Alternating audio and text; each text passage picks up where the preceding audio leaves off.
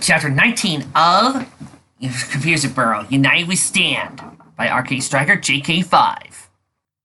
Sergeant Steady Hose of Neo-Equestria's Royal Guard marched around, a cup of coffee floating to his lips. He took a quick sip, letting the bitter liquid slide down and wake him up. He and his squadron had set up camp outside of Whitetail Woods, near one of the relocation centers for the new foals. He started slightly at the memories of his first and only tour of that area, grateful that he was a true pony of Neo-Equestria, and not some jumped-up ape. Rumble. Steady Hoof's ears pricked back as he heard and felt a distant rumbling. He looked around, noticing the other guards' ponies coming to attention. One pony trotted up to him. "Sergeant, what was that?" Steady Hoofs put an air of confidence. Nothing, sir. We can't try no private. We're the Royal Guard. We protect Neo-Equestria from..." The rumbling grew in intensity and volume, becoming steady. A large group of machines suddenly appeared from behind a bend in the forest, streaming out in an almost endless wave. Pegasi and some other creatures clad in heavy armor flew above them in tight formations. Most of the machines you could see looked quite similar. Angular green boxes with cannons sticking out from the side. One of the ones in the lead, however, was quite different, tan-colored, with a large turret on top. Steadyhost nickered and reared back slightly as he recognized a human sticking out from the hats of the turret. He looked at several of the other machines. Most were closed up, but some had ponies sticking out from the hatches. The human held up a hand and tapped a headset on his helmet. 1 second, the machine slowed to a crawl. Finally, stopping a dozen or so feet from Steadyhost's camp, the man held up his right arm and slowly waved it. "Hi there!" he shouted, smiling. "I'm Sergeant Jack Robbins, United States Army. We seem to be a bit lost." He held up a hand to his forehead and looked around. "You know the direction of the care lot?" Several Steadyhost comrades formed up behind him, spears held with either their magic or the crook of one of their forelegs. Steadyhost noted none of them shaking or quivering. "Good soldiers. I don't quite know what your name is, human, but..." "Sergeant Jack Robbins, United States Army," Jack repeated, eyes narrowing. He sucked in a breath. "All right, let me lay this out for you. Your nation has committed acts of unwanted aggression against the people of Earth." He motioned to the tanks beside his and behind, as well as the fighters above. "We're here to help put a stop to it." One of Steadyhost's soldiers, Private Ironflank, took his spear. "What, you stupid ape? You don't know enough to be grateful that Queen Celestia is helping you and your unworthy species." The pony in the tank next to the humans, a green-coated unicorn mare, spoke up. "They are not unworthy, and they do not need any help, especially not the help that will annihilate their species." Steadyhost looked at her. "Who the Tataners are you?" Mare straightened up. "Sergeant Blossomforth of the Royal Tank Corps 1st Regiment, representing the Equestrian Alliance. We are here in aid of our allies and brothers in stopping your assault upon Earth." She glanced up at the Pegasi hovering above. "I would advise you and your small band to surrender. You're heavily outnumbered and outgunned." Her eyes narrowed. "Wait, do you even have any firearms?" Another Steadyhost soldier spoke up. "We have spears," she said, raising hers up slightly. Jack blinked. "It's a nice spear." He breathed in and out several times before holding both hands up, palms out, continuing. "We're not going to start anything. You want to rumble? Fine. Any blood spilled, and it will be spilled, will be on your hands. I mean, hooves. Now, considering what Neo-Equestria has done already, I got every right to start shooting and not stop. I would prefer, however, to take you and those under your command prisoner." Steadyhost stared at Jack. "And how will we be treated if we do surrender?" he finally asked. Chuck had his friend hand up. "On my word of honor, you and your soldiers will be treated well." He looked at Blossomforth. Blossomforth blinked, looked at Jack, then Steadyhost. "Yes, I too swear this..." Steadyhost started. "Sergeant Steadyhost of the Neo-Equestrian Royal Guard." He slowly reached up, removed his helmet, and placed it on the grass. "And on behalf of my squad, I surrender." He looked to his fellow soldiers with some expressions of shock, others with quickly mounting anger or determination. "If we fight, we die, and I won't spend your lives on something that won't matter one bit." There was a long, pregnant pause. Finally, the other ponies lowered their weapons and placed them on the ground. Jack let out a breath. He looked at Bond and so forth. "Sergeant, I think we need to have a little talk. Figure out where the hell we are." Blossomforth nodded. "Agreed." She tapped on her headset. Lieutenant Galbraith, would you please join us below for a meeting? Jack, Blossomforth, and a third being stood around a small table, set up near their tanks. Several maps of Equestria and Canterlot Province were laid out on them. The third one standing there was Lieutenant Galbraith, a male griffin. He was tall, nearly Jack's height, and standing upright. He had a long scar going down the right side of his face, and several chips in his beak. Galbraith jabbed a tail on the map of Canterlot Province. All right. Can someone please tell me why we're not storming Canterlot Castle at this moment? Blossomforth nickered. Because we're at Whitetail Woods, Lieutenant. Nowhere near Canterlot Castle. She paused. But the area we drove into was almost identical to the flat field outside Fort Bulwark. She looked up, first to Jack to Galbraith. So, why aren't we there, instead of the forest near Ponyville and Huffington? Jack rubbed his chin. He paced back and forth in a small circle, lost in thought. Alright, let's think about this. Neo-Equestria envelops another Earth. Now, he glanced up. Wait, you keep saying Neo-Equestria, not... He waved his right hand in the air. Not the planet Neo-Equest or some shit like that. Like it was just Equestria that covered the first Earth they did this to. Galbraith stared at Jack for a moment, then tapped his earpiece. Bring the prisoner, steady host to our table. His eyes narrowed. I'm not even sure I want to follow this line of questioning, but I don't think I have a choice. A few minutes passed. Eventually, Steady Host was escorted to the table by a pair of burly Pegasi. Steady Host's eyes widened as he spotted Galbraith. A griffin? Galbraith growled, a deep guttural scraping coming from his throat. Yeah, a griffin from Griffinstone Providence. Why so surprised, Sergeant? He stepped away from the table towards Steady Host, bright glint in his eyes. When's the last time you saw a griffin, Sergeant? Steady Host swallowed as Galbraith approached. Whatever, it was maybe a week before we arrived on the old Earth. The last of them were converted into new foes. Steady Host's face paled as he finished speaking the last word. Oh no. Galbraith stared at Steady Host, beak open. You converted the griffins of your world into new foes? He started forward, claws opening and closing. You violated their minds, body, and souls, and turned them into those zombie things? How dare you! Blossomforth and Jack exchanged a look. Both ran around the table, stood behind Steady Host and Galbraith. Stand down, Lieutenant, Jack said, holding his hands up and out. They'll fly off the handle here. Galbraith's head shot up slightly. He let eyes with Jack. Time seemed to pause for a moment before Galbraith grunted. I apologize, Sergeant. Griffins do have a bit of a temper. He looked back to Steady Host. How much of your planet did you transport to the first Earth you converted? Steady Host blinked. He glanced to the side and thought, well, just Equestria itself. Queen Celestia, as powerful as she is, had no problems just transporting that. Jack looked to the sky. So, if it's anything like our Equestria, Queen Celestia took something the size of contiguous United States and Canadian provinces and stretched it over a planet? As Steady Host's nod, he whistled, then looked at Blossomforth. Forget about the maps. They're pretty much useless to us.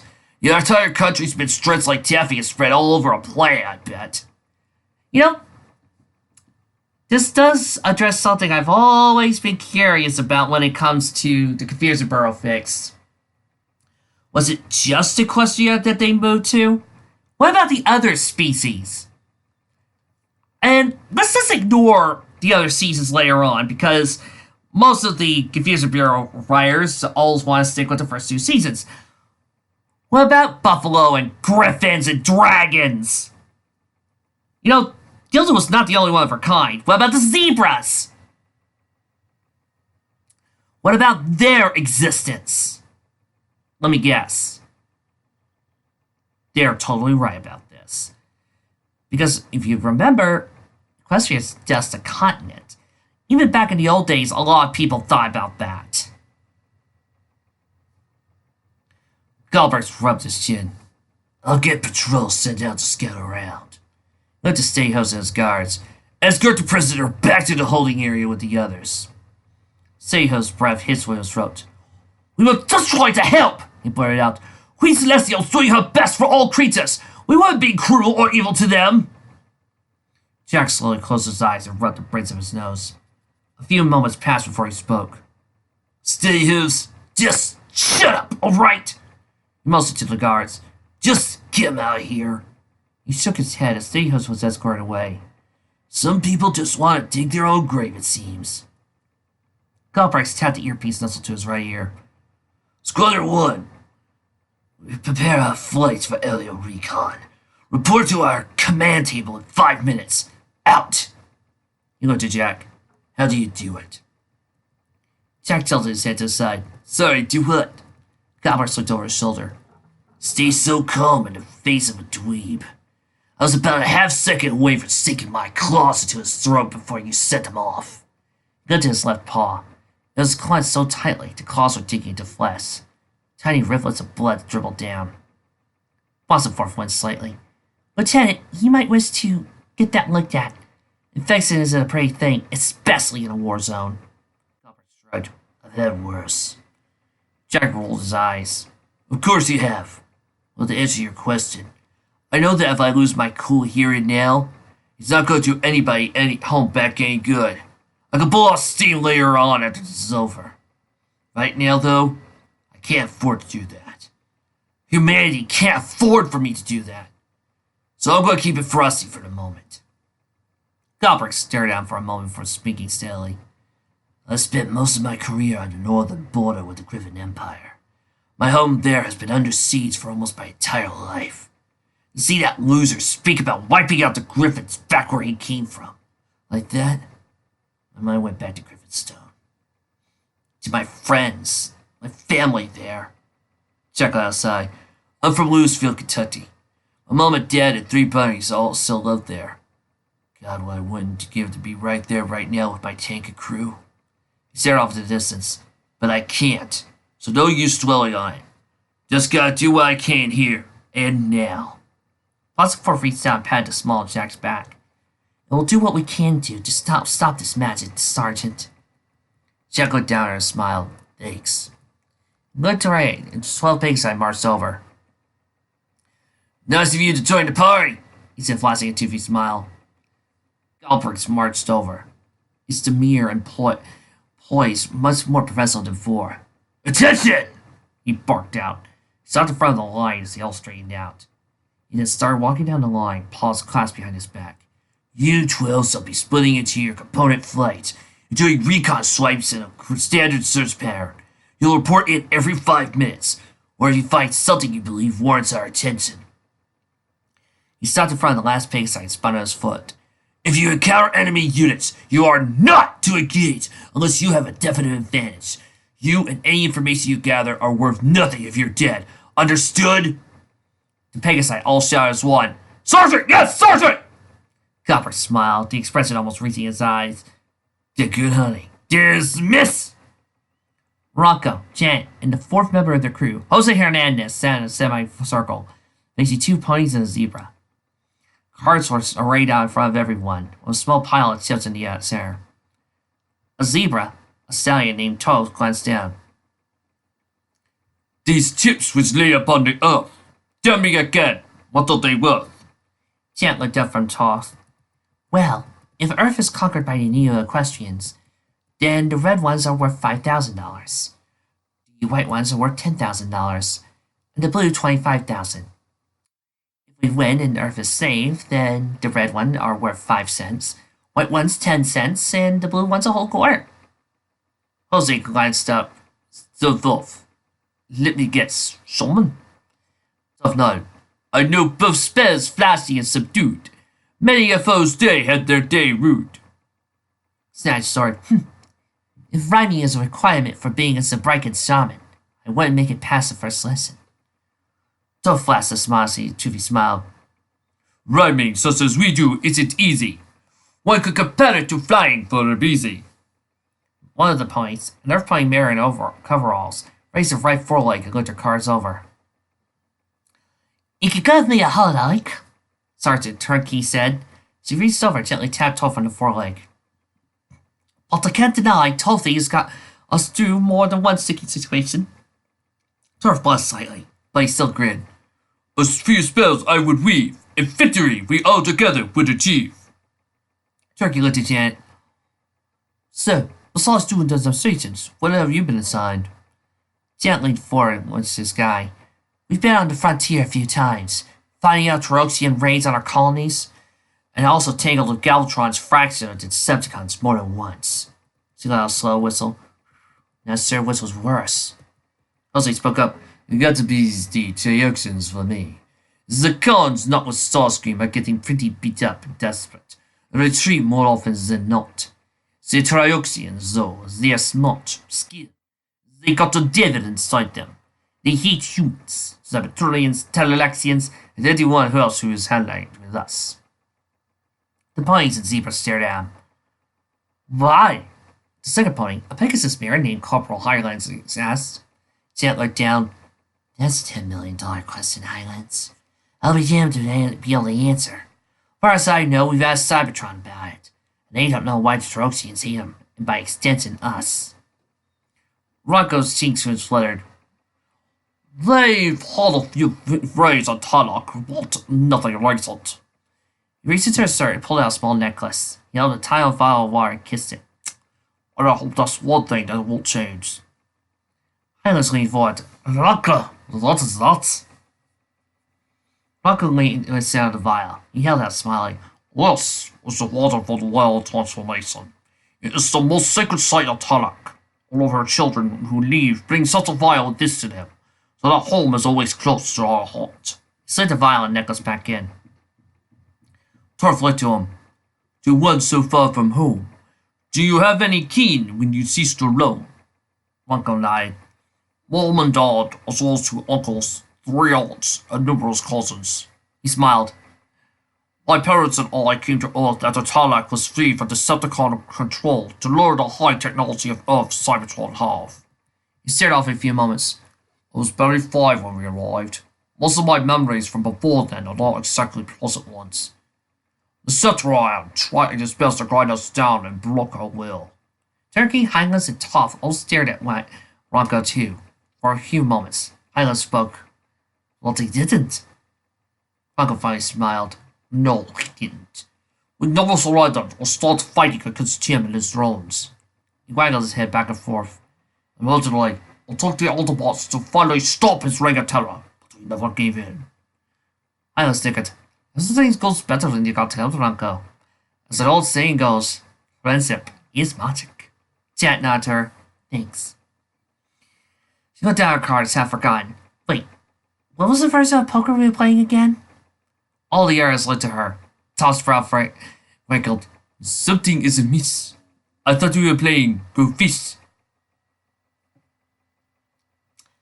Arcade, is this still something with you? This is like the second or third fic that I've been through to where we got Go Fish inserted into the game, into the story. I mean, I suppose it is easy.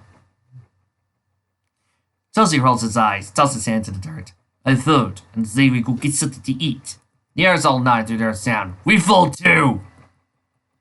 Jack paced back and forth in front of the table, forming his, Bossaforth's, and Galbraith's impromptu command posts. He occasionally stopped, took a sip of coffee, then resumed pacing. We still heard something from the scouts by now. Bossaforth's eyes went back and forth as he traced Jack's movements. It hasn't been 10 minutes, Sergeant. The last reports didn't indicate anything amiss. Jack stopped mid-pace and turned to Bossaforth. That's what worries me. Galbraith stared at Jack for a moment. Sergeant, did you come up with that line off the cuff, or did you practice in the mirror to get it just right? He paused while both Jack and Bossaforth turned to Galbraith, directing withering glares at him. The Griffin remained unperturbed, though. What? He asked, his expression one of innocence. Any retort was cut off as their earpieces buzzed. Squadron 2 to command post! Squadron 2 to command post! Come in! We just found something. Over. Galbraith tapped his earpiece. We hear you, Squadron 2. What exactly did you find? Over. There's a compound below us. Several dozen buildings arranged in 2 rows. There's a large fence surrounding it, with guard towers at the corners. There also appears to be several fields of crops outside the compound. Or at least, someone's poor attempts at crops. Over. Jack's body stiffened with each word spoken. Squadron 2, please confirm if any adult occupants have cutie marks. Over. He finally said. There was a long pause. Check it now, Sergeant. And I am confirming 1, 2, 3. I am confirming multiple adult ponies with no cutie marks. Over. Both Blossom and Cowboys looked to Jack. Sergeant Robbins, are you all right? Blossom finally asked. Jack snorted. All his hands and fists slammed it onto the table, rattling everything on it and everyone looking at him. Those fuckers did it. They actually did it! Gilbert's eyes narrowed. Did what, Sergeant? What are you talking about? Jack looked for Gilbert's and Blossomforth. He let out a breath. Something really harmful. Hopefully, though, something we can mitigate. The column of tanks and support vehicles drove on, quickly approaching a tall chain-link fence and guardhouse.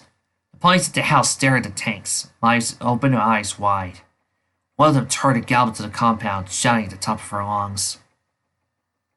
Jack, upper body poking out of his tank's head, stared ahead with narrow eyes. He held up a clenched fist as the compound neared. The tank slowed down. He waited for his Abrams to come to a stop before climbing out and lying down to the ground. Why am I thinking Patton while reading this? Is anybody thinking Patton besides me? God, I gotta stop watching World War II movies. His boots hit the dirt with a solid thump. My name is Sergeant Jack Robbins, United States Army. As of this moment, we are occupying this camp and liberating those held inside. He stepped forward, right hand trailing to the laser pistol in his holster and undoing the flap. I advise you to surrender. Blossomforth poked her own head out of her tank. And I am Sergeant Blossomforth of the Equestrian Tank Corps. I would advise you to take his advice. Gar's pointing his head went from Jack to Blossomforth, then back. He craned his head to the left, looking at all tanks on the ground, Pegasi and Griffin in the airs. We surrender! He shouted, throwing his forelegs in the air. Jack nodded. Good move. He turned to the weights and looked over his shoulder. Pulaski, you're with me. Hernandez, Ranko, stay with the tank. Jack quickly emerged from the turret hats. She slid down the turret in a hole, quickly landing gingerly on her boots, before joining Jack by his side. Meanwhile, Blossomforth trotted up to the gate. A half-dozen stonebanks flanked her, curled up into balls as he rolled along. He saw short of the fence and unfurled. Fence! Gone! One snarled out. He raised their forelegs, unsheathed razor-sharp claws, and brought him down. The chain links were sliced apart, and the fence soon crumbled. A stonebanks grabbed various parts and dragged them off, opening a compound. Even as they worked, over a dozen ponies inside galloped towards the entrance. Stop! One mare, a unicorn, called out. She wore a white lab coat, had a stethoscope around her neck, black saddlebags with various other medical implements sticking out. She slowed to a halt a few meters from the entrance. Please, I beg of you. We've been doing our best with them. Her eyes shone as she spoke, her breath hissing her throat. We've been trying our best with them. It's just there's too many of them. By now, tears had started streaming down her cheeks. We can't care for all of them. By now, planes had begun to slowly trickle out of the buildings. Jack, Jen, and Blossomforth gasped as they gambled out, glassy eyes peeking out from one hollow eye sockets that bore into them. One stallion leaned forward, his ribs visible. What? I thought Queen Celestia had purified all of us, he said through bleeding gums. Blossomforth's head went to brown. Get the ambulance and some medics up here! She shouted. She turned and walked off, gait increasing with each step. Send the vehicle back to the portal! We need food, medical supplies, on to Quadruple Falls! Jack's head saw around. Where's the nearest town? He looked down, eyes narrowing. Doctor! The unicorn swelled. Redheart, she finally said. I am Dr. Redheart. The nearest town is Huffington, but it doesn't matter. There's barely enough food for the residents there, to say nothing of any for the new foals here. Jan's eyes danced with inner fire as he glared daggers at Redheart. I dare say, Doctor, they can spare a little for the poor soul starving here. She turned back to Jack, straightened up. Sergeant, permission to head to Huffington to requisition some supplies. Jack right-faced Jen. Permission granted, Corporal. Have fun shopping. He was the tune who turned away. Redheart raised a hoof. No, you can't. They barely have enough for themselves. Jack and Jack paused. He slowly turned back to Redheart. Jack stepped forward, right up to Redheart, looked down at her, eyes playing. So would you please tell me why the fuck you thought it would be wise to take in 7 billion people then? Redheart stared right back up to him. Because the alternative would have been watching every single one of them die. She barked a laugh. One eye started twisting. Their Earth was on the brink of nuclear annihilation. 2 nations poised to use weapons I couldn't even conceive before I studied them to wipe out their civilizations. Queen Celestia offered the people a chance to be reborn, to escape from the destruction that was coming. Redheart sucked in a breath and paused to say to herself, I'm genuinely sorry it's come to this, but at the time, it seemed like the best option. I won't apologize for trying to help save those humans from annihilation. Silence had descended upon the area. Save for Redheart, Jack stared at her, expressing unreadable. After a long moment, he spoke. I can't pretend to know what was happening on this other Earth. Alright, so maybe it was like you said. Fine. I won't dispute that. It's above my pay grade. They really went willingly. I won't even pretend to understand why they chose to, but alright. A lot of people can do a lot of shit I don't understand. He tapped a thumb to his chest, but when it comes to my Earth and the people there, you could bet your key mark none of us would sign up for this. Jack looked at Jack. Permission to speak, Sergeant? As Nosy turned to Redheart. Doctor, I acknowledge your intentions were good, noble even, but they paved the way to this hell. Taking on 7 billion more people will accelerate the slide. Redheart nodded slowly. She smiled even as tears streamed from her eyes. I know, she finally said, voice barely audible. I know. Oh, please tell me you're going to say I was only following orders. That's one of my favorite lines to hear from fascists. Jack sighed. Corporal, take from shops. Take from restaurants or business. Stay out of homes. Understood? Jack nodded. Understood, Sergeant. She turned to him. Stood at attention salute. Permission to go foraging? Jack turned. Stood at attention returned salute. Granted. Ronco and Jose stood outside a tent set up near camp. A line of new foals stretched out from inside the tent to well within the compound itself. Medics along the line, doing preliminary checkups on the future patients, attacked like any inside that needed immediate attention. Jose looked over at his friend. Ronco turned away from him, staring at the compound itself. He turned to Ronco's side to lead in. Hey, you okay? Ronco turned to him. My apologies, Jose. He waved a hand to the camp. This all brings back bad memories. He sighed and looked down for a moment. Before the Autobots liberated Tanak, Decepticon had been rounding up citizens and imprisoning them in camps. He closed his eyes. I was in one such camp for about 3 days, along with my mother and father. No one died, thank the tide, but I still have nightmares about it. Kelsey's mouth opened for a moment. Kelsey and slowly shook his head. Silence reigned between the two for a moment. Then he reached out, grabbed Ronco's shoulder, and squeezed it. Ronco looked to him, smiling. Thank you. He waved a line at you falls, although the laws need our empathy and help. Kelsey let go of Ronco's shoulder. He slowly shook his head. Never thought I'd see equestrians pulling this kind of shit. Ronco glanced at him at the corner of his eye. Why?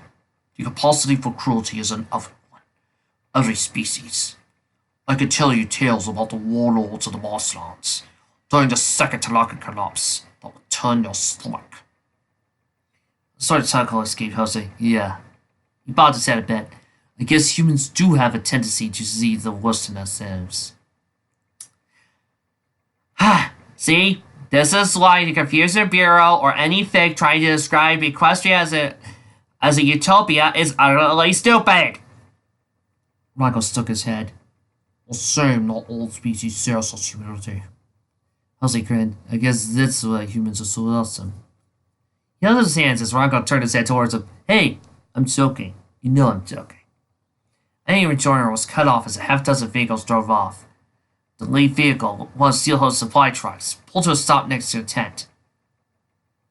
The passenger door opened and Janet jumped down to the ground. She quickly spotted Jose and Ronco. Hernandez! Rocco! She said, striding forward. Get over here and help unload!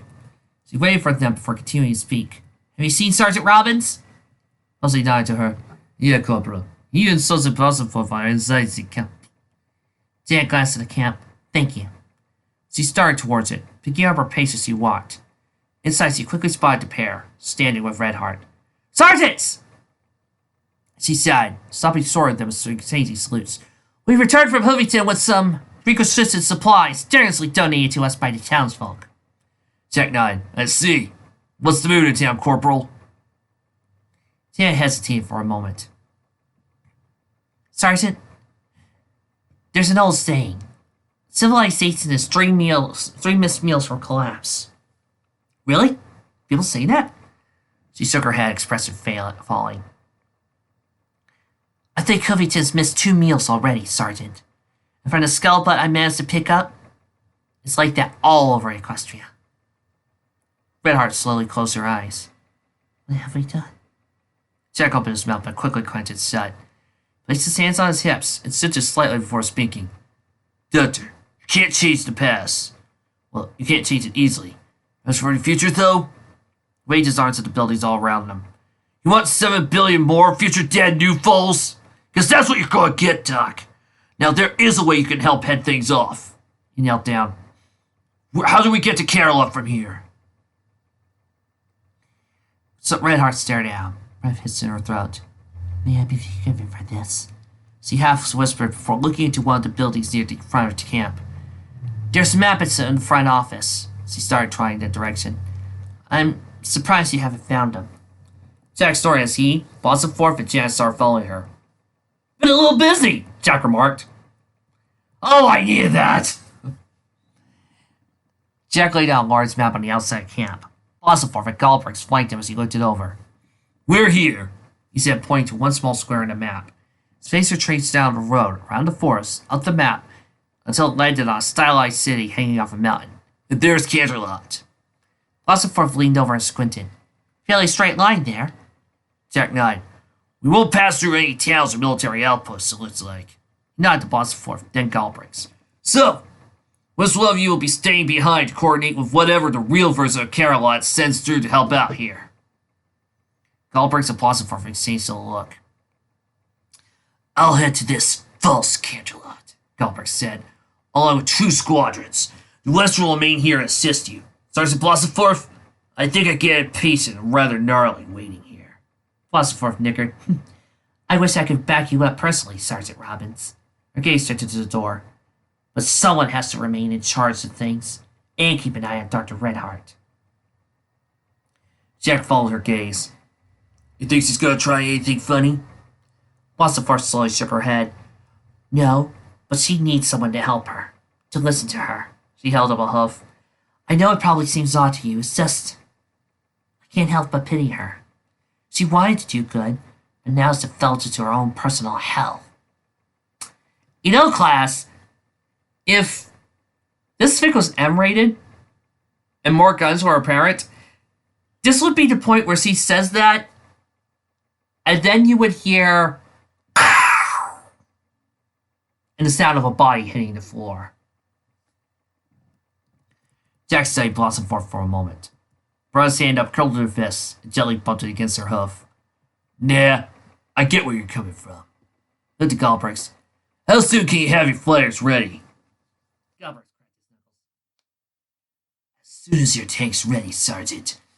If you'll excuse me. With that, he turned and left the office. Bossenforth slid her hose off the table, and she looked up to Jack. And I'll make sure you have backup in your assault, Sergeant. You won't be alone. Jack glanced to his side. I don't think we ever really were alone in this. Thanks. Queen Celestia strode out of Camelot's main gate. Her mane still ablaze, but she managed to calm down enough so she didn't set fire to wherever she walked. Her bodyguards trailed behind her, unaffected by the heat she radiated. Nemesis Prime stood outside the main gate. Most of his damage had been repaired, but he still had superficial rents and tears in his forearms. About time you showed up, he said. He waved his right arm over his torso. Had enough time to get my internals repaired and refueled.